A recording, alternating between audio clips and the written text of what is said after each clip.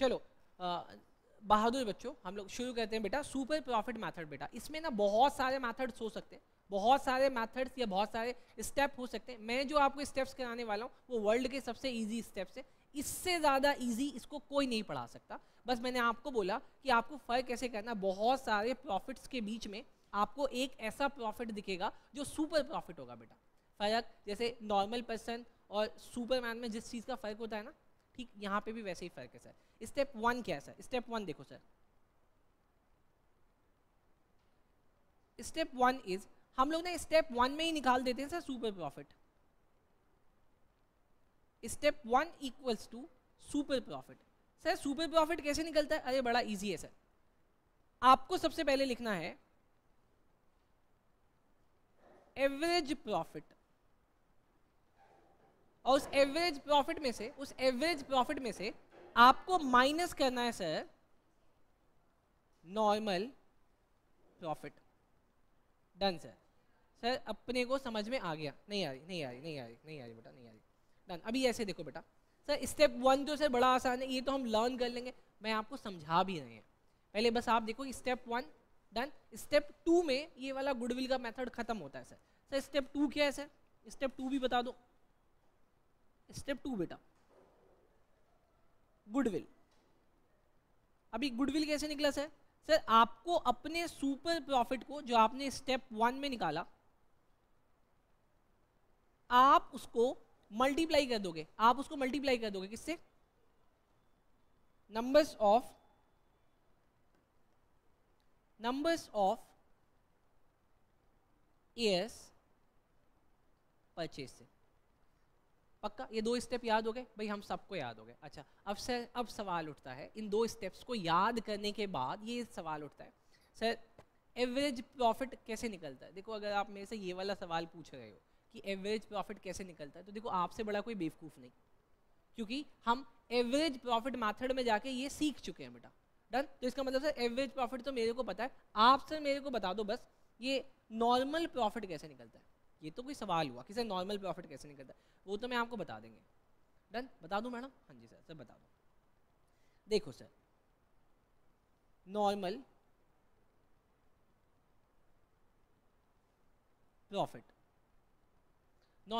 कैसे निकलता है सर? सर नॉर्मल प्रॉफिट के लिए आपको क्या करना है, आपको देखना है कि आपने अपने बिजनेस में कितना कैपिटल इंप्लॉयड किया है, कितना पैसा लगाया है।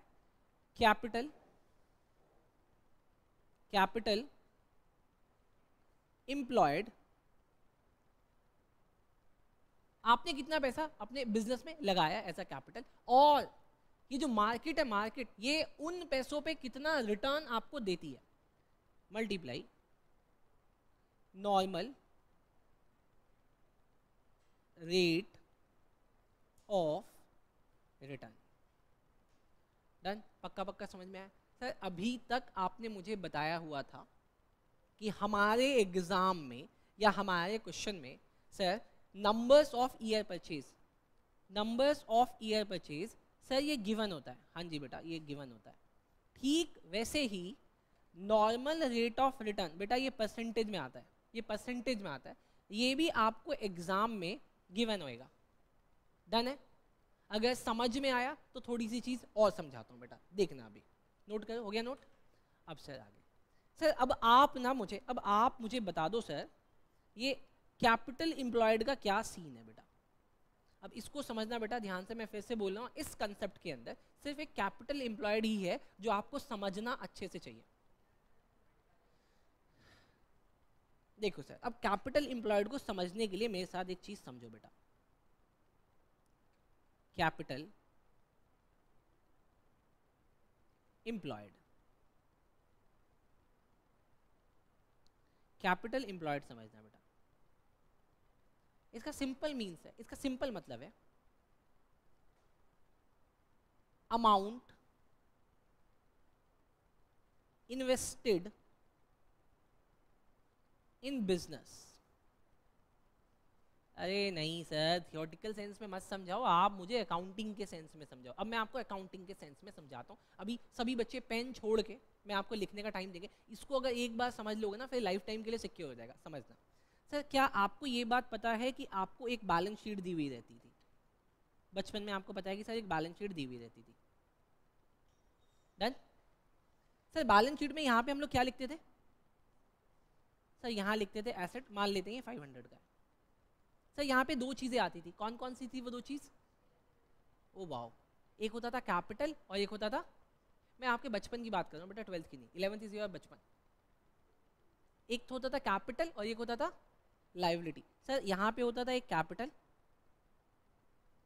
और सर एक होता था लाइबिलिटी। ध्यान से समझते रहना बेटा। डन। सर ये है 200, ये है 300। अब मुझे बस आप इसके सेंस में देख के बता दो कि आपका कैपिटल एम्प्लॉयड कितना है इस बैलेंस शीट के अकॉर्डिंग। कितना? सर इस बैलेंस शीट के अकॉर्डिंग अगर आपसे मैं आपका कैपिटल एम्प्लॉयड पूछूंगा ना तो बताया आप क्या बोलोगे? सर मेरा जो कैपिटल एम्प्लॉयड है वो 300 है। मैंने पूछा ये कैसे आया? आपने बोला sir capital is capital employed, capital का मतलब ही कैपिटल एम्प्लॉयड है। मैं कहा ठीक है, लेकिन क्या इसको निकालने का कोई और तरीका था?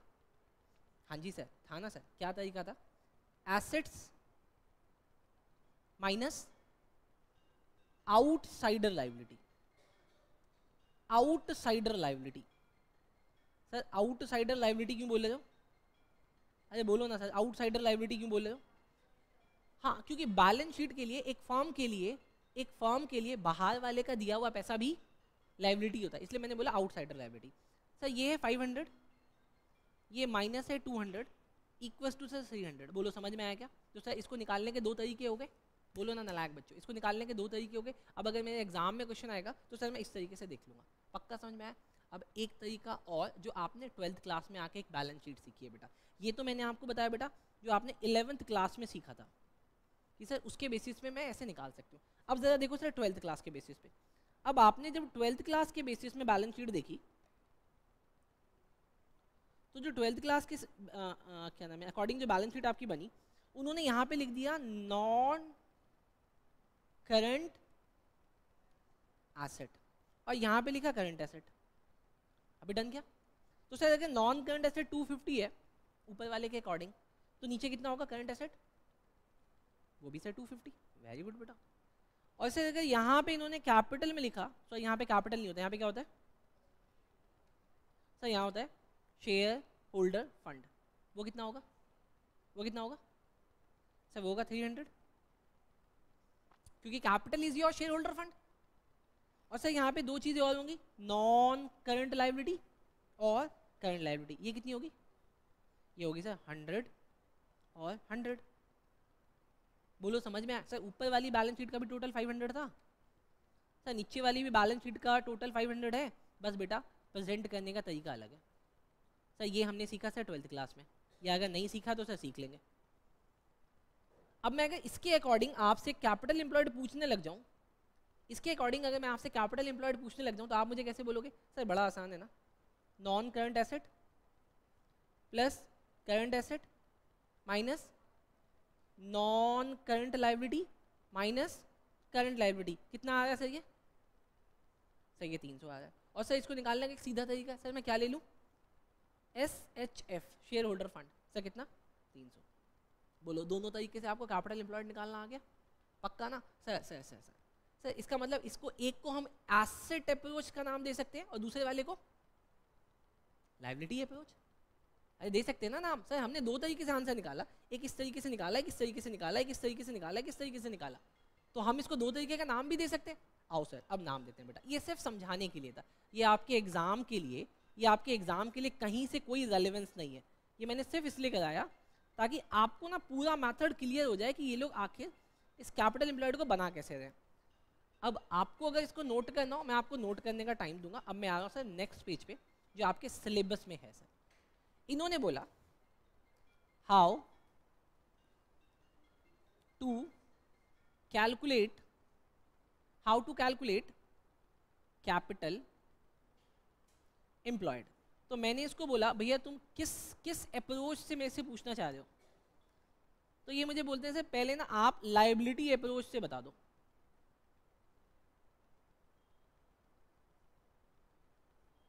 पहले ना सर आप मुझे लाइबिलिटी अप्रोच से बता दो कि कैपिटल एम्प्लॉयड कैसे निकलेगा। मैं कहा बड़ा सिंपल है सर, आप मुझे बताओ बैलेंस शीट के जो लाइबिलिटी साइड होता है, लाइबिलिटी साइड, बैलेंस शीट में जो लाइबिलिटी साइड होता है, अगर वहां पे मुझे कैपिटल एम्प्लॉयड निकालना हो तो मैं किसको लूंगा? सिर्फ कैपिटल को लूंगा। लेकिन अगर मैं नई वाली बैलेंस शीट के थ्रू जा रहा हूँ, कंपनी के बैलेंस शीट के थ्रू जा रहा हूँ, तो मैं यहाँ पे क्या लिखूंगा? Capital plus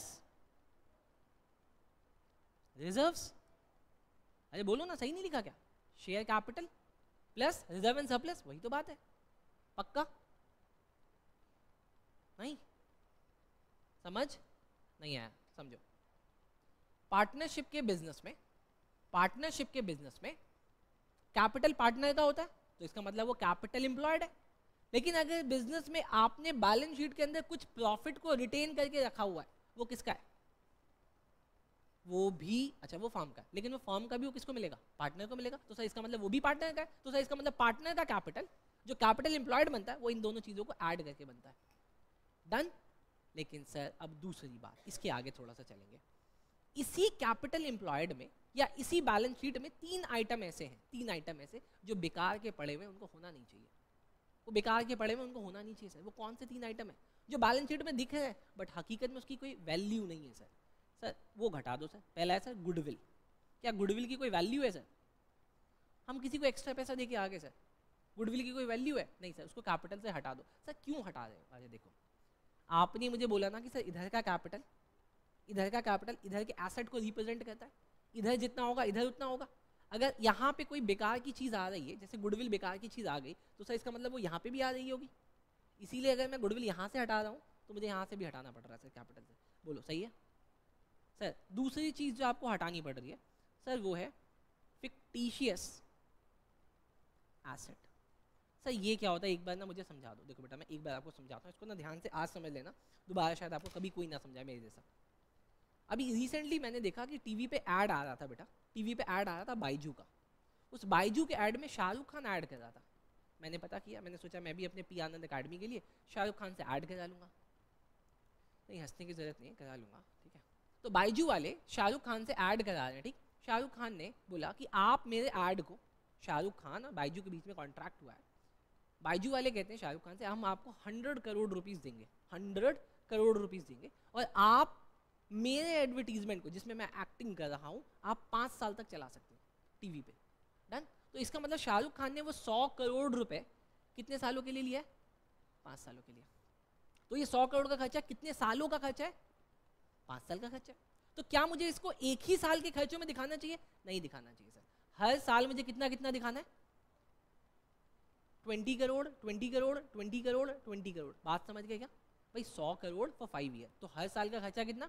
20 crore. अच्छा, इस साल मैंने शाहरुख खान को 100 करोड़ रुपए दे दिए, ध्यान से समझते जाना। इस साल मैंने शाहरुख खान को 100 करोड़ रुपए दे दिए, बट इस साल का खर्चा कितना है? 20 करोड़। तो मैंने P&L में दिखा दिया 20 करोड़। बाकी 80 करोड़ कहाँ रखूं? मैं उसको एसेट वाले कॉलम में नीचे दिखा रहा हूं, मैं उसको एसेट वाले नीचे कॉलम में दिखा रहा हूं, एडवर्टीजमेंट सस्पेंस अकाउंट। 80 करोड़ रुपए वहां पे पड़ा हुआ है। अब आप ऐसे आके सोचो कि कल को अगर बाइजू दूसरे साल ही बंद हो गई, दूसरे साल ही अगर बाइजू बंद हो गई, नेक्स्ट ईयर बाइजू बंद हो गई, तो क्या शाहरुख खान पैसे लौटाएगा? नहीं लौटाएगा। शाहरुख खान क्या बोलेगा? मैंने बोला तुझे कंपनी बंद करने के लिए, मैंने तो नहीं बोला। भाई तुम अपनी कंपनी बंद करो तो मैं क्यों पैसे लौटाऊं? मेरा तो कॉन्ट्रैक्ट 5 साल का, चलाओ तुम। अब होगा क्या? वो जो 80 करोड़ है, क्या उसके बदले मुझे कोई पैसा मिलेगा? नहीं। तो इसका मतलब एक ऐसा एसेट है जिसकी कोई वैल्यू ही नहीं है साला। तो ये क्या हुआ? Fictitious asset. इसलिए मैंने वो घटा दिया। ठीक कर रहा हूँ कि गलत कर रहा हूँ? ठीक सर। सर एक लास्ट चीज और घटाते हैं बेटा, उसका नाम है नॉन ट्रेड इन्वेस्टमेंट। बोलो बात समझ में आई? सर ये क्यों घटा रहे हो? अरे मुझे आपसे एडवांस फीस आ गई, ठीक मुझे आपसे एडवांस फीस आ गई, मुझे आप लोगों से एडवांस फीस आ गई। कायदे से मुझे उस फीस को कहाँ इन्वेस्ट करना चाहिए? एकेडमी के कामों में। मैं भी पागल उस पैसे को ऐसी जगह लगा दिया जहां से मुझे इंटरेस्ट की इनकम आ रही है। अरे सर ये आपने गलत किया ना, आपको ट्रेडेड इन्वेस्टमेंट में लगाना था, मैं लगा रहा हूँ नॉन ट्रेडेड में। तो सर बोला ये गलत है, इसको भी हटा लो। समझ में आया क्या? पक्का पक्का मुझे बताना ये कौन सी अप्रोच थी सर? सर ये लाइबिलिटी अप्रोच थी। मैंने लाइबिलिटी को पकड़ा और बेकार के आइटम घटा दिए। मैंने लाइबिलिटी को पकड़ा और बेकार के आइटम घटा दिए। सर अगर मैं एसेट अप्रोच से जाता तो सर अगर मैं एसेट अप्रोच से जाता तो बताना मुझे क्या लेना पड़ता बेटा, टोटल एसेट। अरे बोलो ना सर, टोटल एसेट में से मैं क्या घटा दूं, आउटसाइडर लायबिलिटी, ऐसे ही तो निकलता है। अरे अभी तो बताया था, देखो ना सर, टोटल एसेट में से क्या घटा दूं, आउटसाइडर लायबिलिटी। तो सर मैं यही कर रहा हूं, देखो बेटा, माइनस आउट साइडर लायबिलिटी। अब एक मिनट बेटा, सर ये जो ऊपर के 3 आइटम थे, सर ये जो ऊपर के 3 आइटम थे, ये आपने लायबिलिटी अप्रोच के टाइम तो घटाए थे, तो सर इसको एसेट अप्रोच के टाइम पे भी घटा दो, घटा देते हैं सर ये तीनों चीज़ें। देखो सर तीनों चीज़ें घटा रहा हूँ बेटा लाल पेन से। गुडविल जो ऊपर घटा था वही नीचे घटा रहा हूँ, माइनस फिक्टिशियस एसेट जो ऊपर घटाया था वही घटा रहा हूँ, माइनस नॉन ट्रेड इन्वेस्टमेंट जो ऊपर घटाया था वही मैं नीचे घटा रहा हूँ। आई होप आपको पक्का पक्का सुपर प्रॉफिट मेथड समझ में आ गया होगा। एक बार मेरे साथ अगर शॉर्ट रिवीजन लगाओगे तो मैं पक्का कर दूंगा।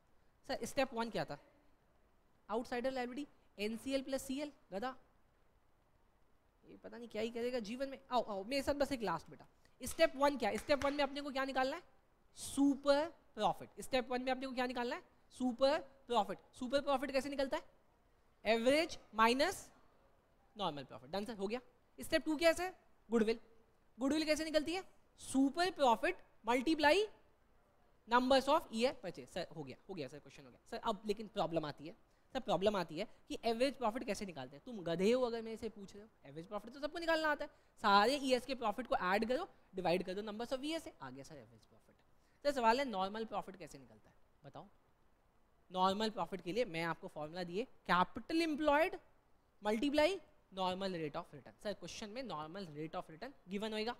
सर अब लड़ाई रह गई कि सर ये कैपिटल एम्प्लॉयड कैसे निकाले। बेटा कैपिटल एम्प्लॉयड निकालने के लिए मैंने आपको 2 अप्रोचेस बताई। Approach number 1 liability approach, approach number 2 asset approach. Sir liability approach बड़ा सिंपल, सिर्फ अपने कैपिटल को ही आप कैपिटल बोलोगे, सिर्फ अपने कैपिटल को ही आप क्या बोलोगे, कैपिटल एम्प्लॉयड। अगर क्वेश्चन में गुडविल नहीं दिया हुआ, फिक्टिशियस एसेट नहीं दी हुई, नॉन ट्रेडेड इन्वेस्टमेंट नहीं दिया हुआ, तो आपका ही कैपिटल एम्प्लॉयड बनेगा। सिंपल है ना सर।